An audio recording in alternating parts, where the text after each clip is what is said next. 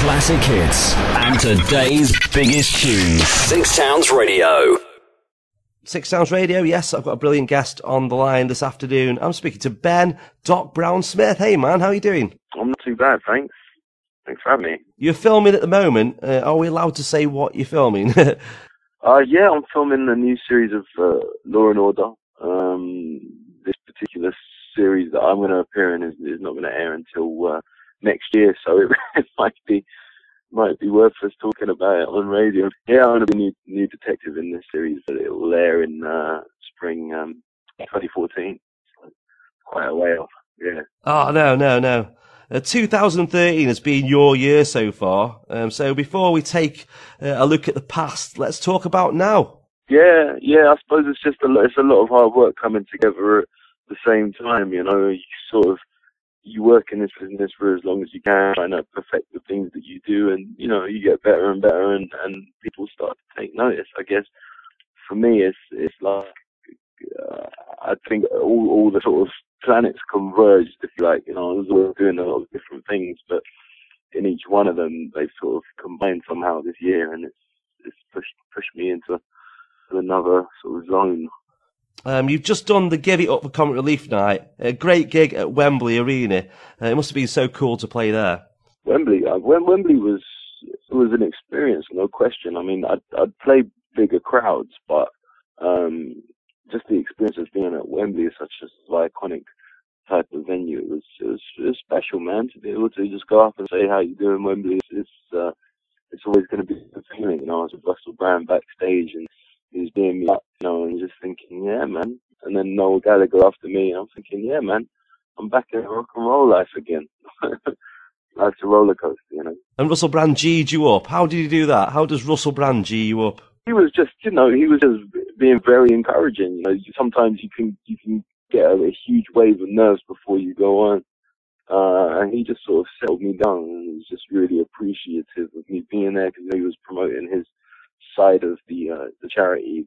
I was like, yeah, man, respect for that. I'm just here for the exposure, but yeah, respect for that. Yeah. I was joking, of course. I was there for the couple children. Millions of people have seen you on the small screens in Ricky Gervais's excellent Derek. Are you surprised at how well received it has been?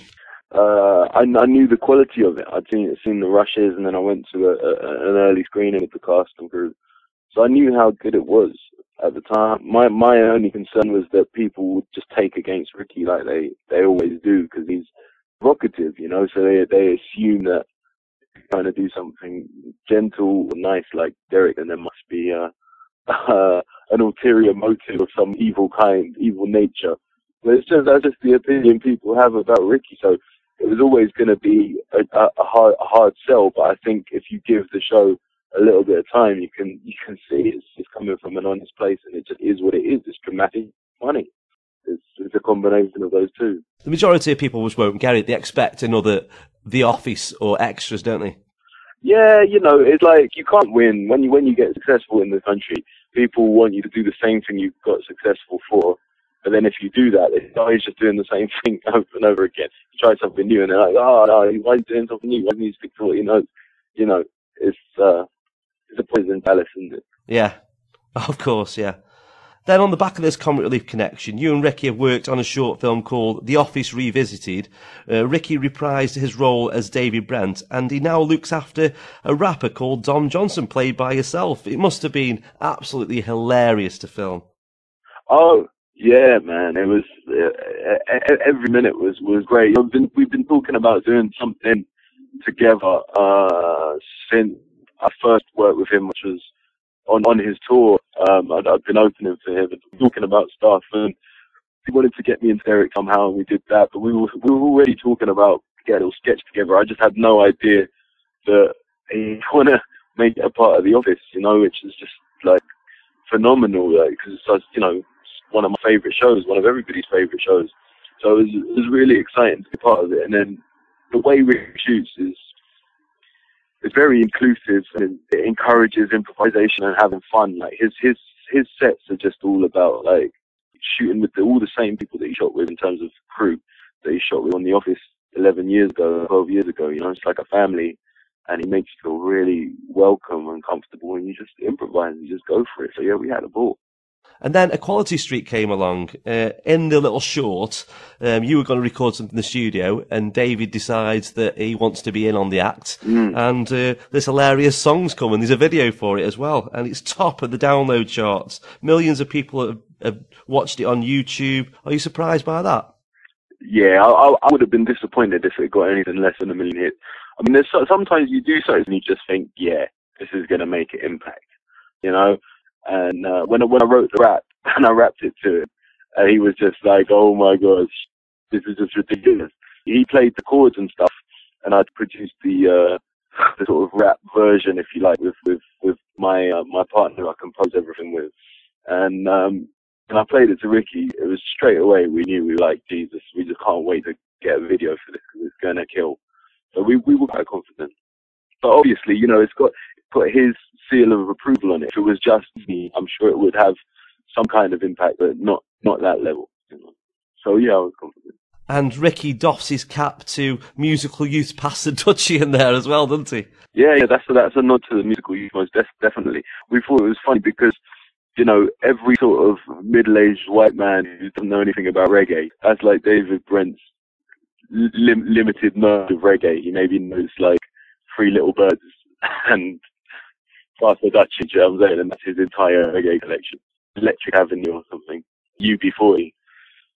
That's his hardcore collection, you know? So that was the reference there. You like touring, you're always on tour, and in April you've got a solo tour coming up with some new material. Yeah, it's tricky for me because people will want to hear old songs, so I might do a couple in the encore or whatever, but yeah, it's a new show. I read somewhere that a thing that happens to you a lot is people come up to you and say, "Hey, you're that guy off the Inbetweeners. Roll me one up." A little bit, but yeah, it seems to be. I mean, it's such a huge show, the Inbetweeners, that people, they constantly relate back to it, you know, and people fall in love with it because it's a show about teenagers. So if you imagine every time the next wave of kids turns like 15 or 16 and starts watching it, then they see me in it, and it's a funny scene and whatnot, and it goes on from there, you know. It's like, it's amazing. It always amazes me that still people stop me on the street and go, "Oh, Roby One." It's mad. Yeah, because of your own work as a rapper, a comedian, an actor, these things have come alongside as well. It's just been amazing to have so many different things going on. Yeah, well, you know, variety is the spice of life, you know, so I like to mix it up as much as possible. There's not one thing that I really want to, I just want to do this one thing for the rest of my life. No, I like doing different things. Different days, you're in different moods, you know, so it's a beautiful life in that respect. Yeah. Cheers, man. You take care. No problem. Take care, mate. Bye-bye. Ciao, man.